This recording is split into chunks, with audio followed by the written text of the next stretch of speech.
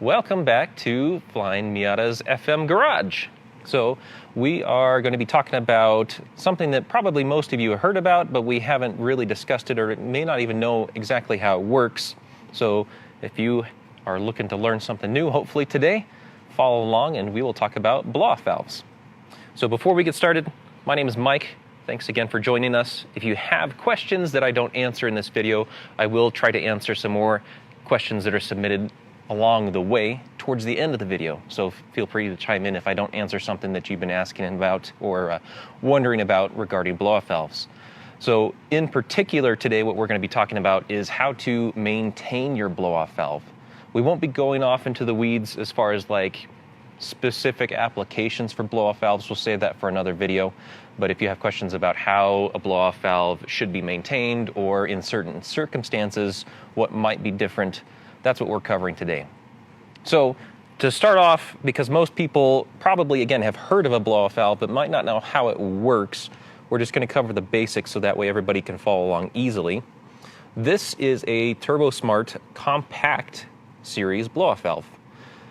And it may look a little bit different from what you see on the website because I don't have the port for this side. It's still on the car. But functionally, it is the same as what you see on our website, because all this is a piston, and it's housed in this aluminum piece, but it's literally just a piston that moves.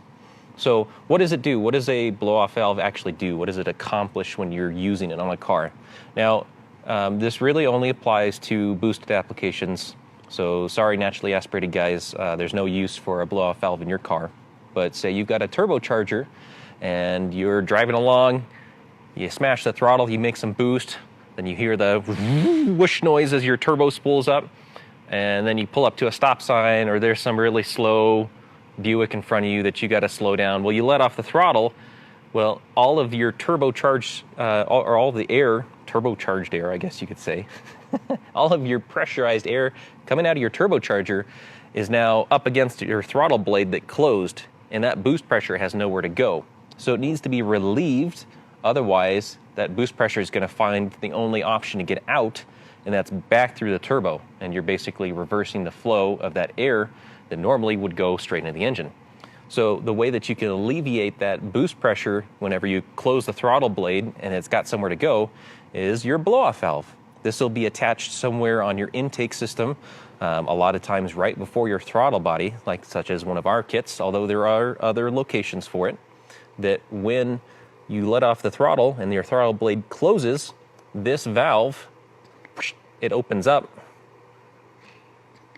and boost pressure goes in through here. So say I've got a prop valve here, or a prop intake pipe.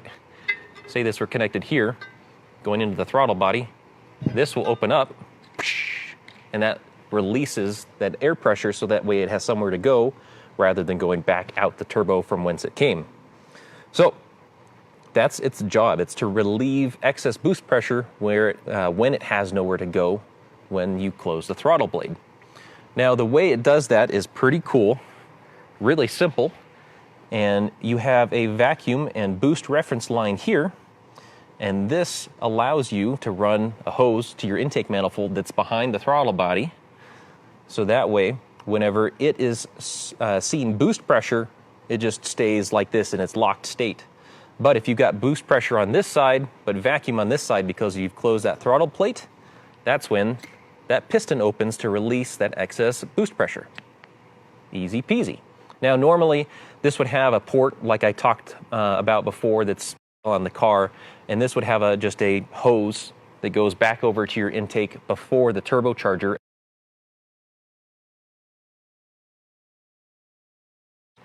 You've probably also heard of a vent to atmosphere or even a ported blow-off valve.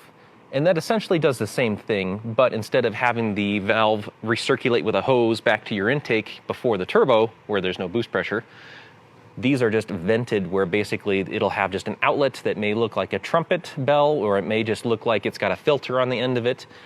And that just vents the atmosphere, or vents to the atmosphere, and that air pressure just goes away. So it's really quick. You'll hear a psh noise usually, depending on your blow-off valve. It may be really loud. But that's how those types of systems work, and they may look a little bit differently than this one too. There are lots of different styles, and depending on which blow-off valve religion you ascribe to, you may have mixed feelings on recirculating versus venting the atmosphere. We won't get into that this time, but just there are different kinds of blow-off valves. So, why would you need to service this? You know, back to our original topic, what about this very simple part would need to be serviced? So these guys, as I mentioned, it's just a aluminum housing most times, and it has a piston made of probably aluminum or brass or something along those lines, and all it does is it moves back and forth.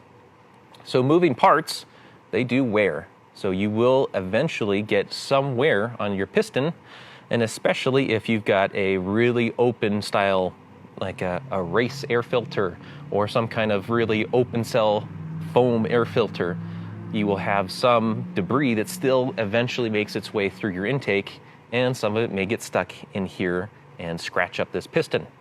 Also, over time, even if you don't have that, or especially if you have a vent to atmosphere setup that isn't filtered on the outlet, you can get debris that'll get caught up in your piston.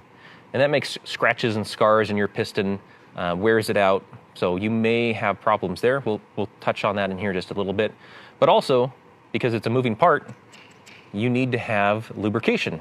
And eventually, because there's lots of air always moving through this, you may lose some of that oil lubrication because it gets blown out. So over time, you do need to service these by inspecting them to see if you need to replace worn out parts and re-lubricating them.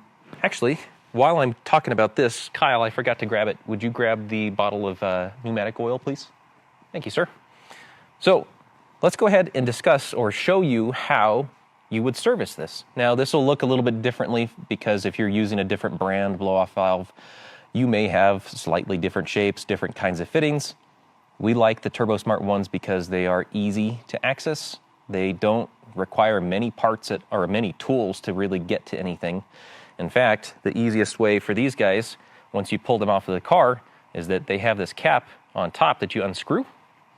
And be careful, because on pretty much every blow-off valve, unless you've got some really special electronic setup, there's a spring underneath this part, like that.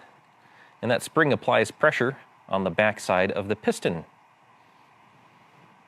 Thank you. Okay, so this little hat just comes right off. You can see this is the boost or vacuum source nipple, and it has a feed straight into the top of this hat from the underside. And then this spring comes right out like that. And then the piston, you can see it just falls out. Now, this piston should be a very close machined tolerance to the inside here. So one, if you've got it disassembled to this point and you can, kind of rattle around on the inside and it moves side to side, that's a bad thing. Probably need to get a new piston or maybe even a new blow-off valve if it's that bad. But this is a machined surface, so it should have a nice, easy slide, but at the same time not, flopping around or having issues with it rocking back and forth. But you can see that I can move this pretty easily, just like this, in and out, and it's nice and smooth.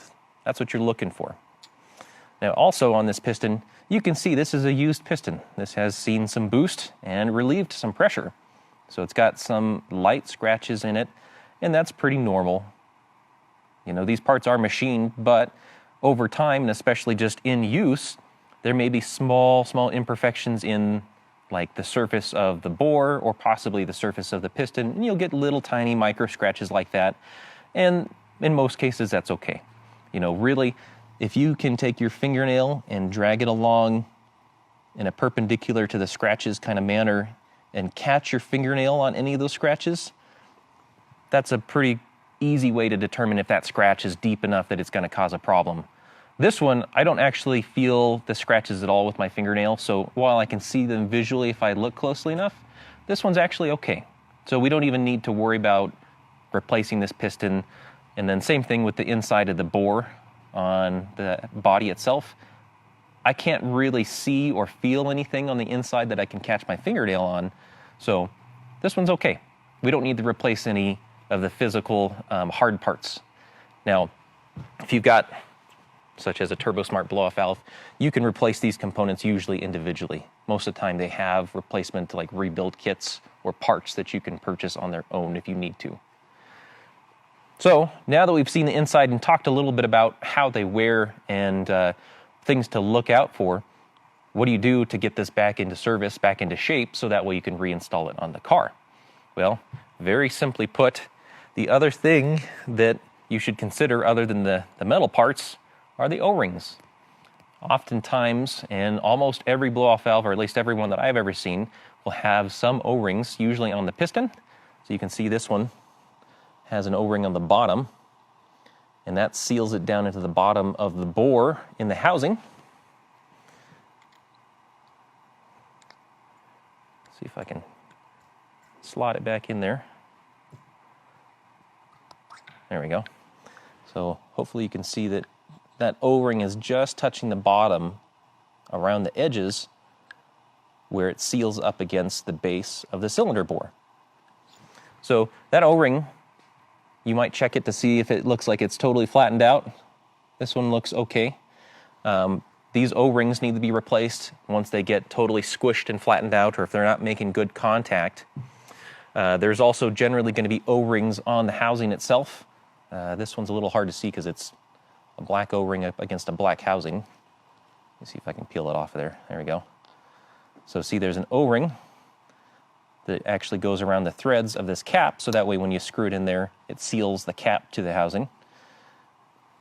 And then depending on your specific blow-off valve, you know, if it has a nipple, a source nipple like this that will rotate, you'll usually have O-rings here as well. So this one, it has an O-ring at the base and an O-ring at the top because it is a banjo-style nipple. So those guys can be replaced, and usually they're very inexpensive. You know, if you've got a good O-ring kit at your house, you can probably find the right O-rings just to replace these on your own. Or if you don't, most companies will sell O-ring kits. They're usually cheap. I think the TurboSmart one is less than $10. So if you need to get a hold of it, it is very inexpensive. Since this is the one that we sell, we'll actually, I've got the product link for the O-ring kit, and I'll post it down in the comments below. But you replace the O-rings for whatever you need. You know, if it's just flattened or ripped or torn or anything like that, or if you just, again, they're cheap, it's good insurance just to replace them. And then, once you're ready for reassembly, you need to lubricate these. So we're assuming that you've already cleaned these up pretty good, so that way there isn't any debris. Use some kind of a, like a shop rag or something that doesn't have a lot of lint or extra fibers that fall off of it, so that way there's not anything left. If you need to clean it up, you could use brake clean. That's probably where I'd start. I'd probably spray my rag with brake clean and then just gently wipe everything down. But when it goes back together, you need to use oil, and not just any kind of oil. This needs to be a very light viscosity oil. You don't have to use Snap-on. This is just the one we have sitting around here. So TurboSmart in particular recommends Uniglide, which is just a brand of light viscosity oil. It's not as easy to get over here in the States, although I'm sure somebody has it over here. It's more popular in Australia and parts of Asia. But any kind of light viscosity oil, such as a pneumatic air tool oil, works great. If you've got sewing machine oil, that also works great. We're just not, you don't want to use like motor oil, transmission fluid, differential fluid. All that stuff is way too heavy, way too viscous. You need something that's a pretty light oil. And it's as simple as adding a little touch here, whoop, just a little dot. And I just rub it around on the piston, just like that. Make sure you get the O-ring all nice and lubed up. And then carefully slide it back into its home, just like that. And again, I'm just going to move it around, make sure that it is moving freely, that it's not getting caught on anything. Another purpose of the oil, and this is also true for cylinders in your engine, is that oil actually does provide a bit of sealing as well, because it's a film along the inside of the cylinder bore that seals it on a very, very small level to that piston. So similar to the O-rings, but it serves two purposes, lubrication and a little bit of sealing. Then drop your spring back in. Make sure you got your O-ring in place on the top here. And then you'll need to compress this. This is a relatively light spring, so you can compress it by hand. Now, if you've got a really, really high horsepower built engine and you're playing around with different springs in your blow-off valve, this may be a little bit harder to do, but really you just have to be careful not to cross-thread the screws. Let me spin this around a little bit. There we go. And then once you get it started, you thread it in, just tightened up by hand. Doesn't have to be anything crazy tight, just nice and snug. And then it's ready to go back in the car. So pretty easy, all said and done. Now, you may be asking yourselves, what kind of symptoms would I see if I don't do this? Like, what happens if I let this get really gunked up and it doesn't work like it should? Usually what will happen is that instead of where you lift on your gas pedal, your throttle blade closes, that boost pressure gets evacuated by your blow-off valve. If this stays stuck shut, say you've got crud in here that's preventing that piston from moving, then you will get that turkey gobble noise whenever I'm sure many of you have heard this on the internet before, where you hear the turbo spool up and then goes kind of that choo-choo noise, if you will. That's because instead of your air being evacuated, the excess boost pressure being evacuated by your blow-off valve, it's going back out the turbo, and your turbo still has the compressor blade that's spinning really, really fast. And as the air comes back through the wrong way, there's a chopping, like cavitation movement that happens between the air it's trying to move and the air that's trying to go back out. And that makes that weird noise. So if you're getting a lot of choo-choo noises, it could be that your blow-off valve is dirty. Now, another symptom that may happen is that if it's dirty enough and it actually gets stuck in an open position, is that your turbocharger will make less boost. Well, you'll see less boost. Your turbocharger will still make the same amount of boost pressure, but you'll basically have a big boost leak. So instead of your boost gauge reading 10 psi or whatever you're normally used to seeing, you may only read 6 or 7 psi, and you may think, okay, the rest of my intake system looks good. I don't know what the problem is. Why is my turbo only making this much boost on my boost gauge? And you smoke test it, or you do any kind of other vacuum leak style tests, and you can't find it. Pull out your pull out your blow-off valve and check it, because it may be that your piston is stuck open, and that's a big boost leak. Sorry, I keep reverting to the wrong terminology. Boost leak. So you will lose boost pressure, or at least your engine won't see as much boost pressure, even though your turbo's not doing anything different. So we've covered all of the basics. I'm going to start answering some questions now about the different stuff that we had gotten asked about earlier. First one is, should I clean any other intake hoses that attach to my blow-off valve? And yeah, sure. If you're pulling this out to inspect it because you suspect that it's stuck or getting dirty, or it's getting sticky in its movement, yeah, check out your intake pipe. Does it look like there's anything in there? Do you have a bunch of grit or something like that? If so, you may need to inspect your filter, replace your filter, and go from there. Pointing out on that car? Oh, sure. Hey, this one's got a turbo on it. We can look at this guy. So this is where it lives down here on our turbo kits anyway. It's right below or before the throttle body. And you can see, hopefully, I don't have a flashlight. Does it look okay on the screen that you can see this hose? It's dark. Yeah. Kyle, would you grab a flashlight real quick? Thank you. Sorry, I have to light. My passenger seat. Oh, actually, I've got a flashlight over here.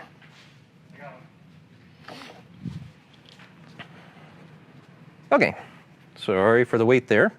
But you can see this hose, as it comes down, is connected to the outlet of the blow-off valve. So this is a recirculating style setup. So potentially the air coming into the blow-off valve, through the intercooler piping, or possibly your recirculation hose to the air filter setup, or on, before the turbo, that may be dirty. And if it is, again, check your air filter, because if your air filter is a really high flow, like performance style air filter, that's great for power, but it also means that it's usually filtering only the larger particles. So the very small particles still may be able to get through certain types of air filters. So if that's the case, if you got a lot of grit coming through, that you can see on your blow-off valve and your intake piping, maybe consider changing out to a different style air filter. That may help prevent excessive wear on your blow-off valve and extend the maintenance service on the blow-off valve itself. So basically pipes, yeah. Most of the time, like in our kits, they're either silicone or they are rubber hoses.